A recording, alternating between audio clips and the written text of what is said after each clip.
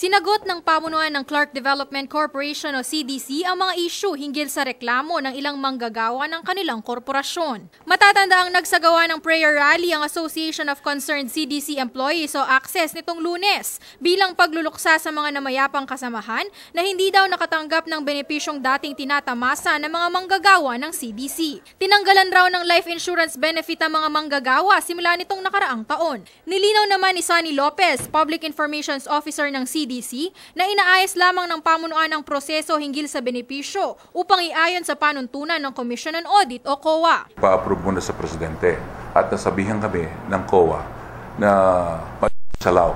Kung kukontinue namin yan, madidisalaw. Meaning, kung yung tao natanggap niya ang benepisyo niya, kunwari na hospital siya, natanggap niya ang kanyang benepisyo, tapos nadisalaw, babayaran uli ng tao yan. Bilang mga empleyado rin ng CDC, hindi naman daw papayag ang pamunuan na mawala ang Health Maintenance Organization o HMO services. Mahalaga sa amin yan. Ako, mahalaga para sa akin yan.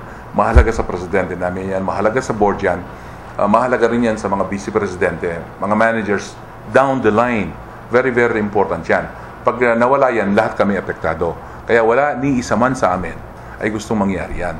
Kinakailangan lamang daw ayusin ang pagbibigay ng naturang benepisyo para hindi makwestiyon ng COA. Nilakad na raw ng CDC ang proseso upang maibalik ang HMO services benefit ng mga manggagawa. Lagda na lamang daw ng Pangulo ang kailangan bago ito tuluyang maaprubahan. Inaasahan daw na maibabalik sa mga manggagawa ang hinihiling na benepisyo. Samantala, sinagot din ni Lopez ang usapin sa pagbabagong sistema ng korporasyon. Inireklamo rin kasi ng mga manggagawa ang pagbuwag sa ilang tanggapan at pagsasama ng mga departamento. Within the boundary, is within the power of the corporation to reorganize. No? Kailangan laging ini-improve mo yung serbisyo. Gusto mo mag-improve yung serbisyo. No?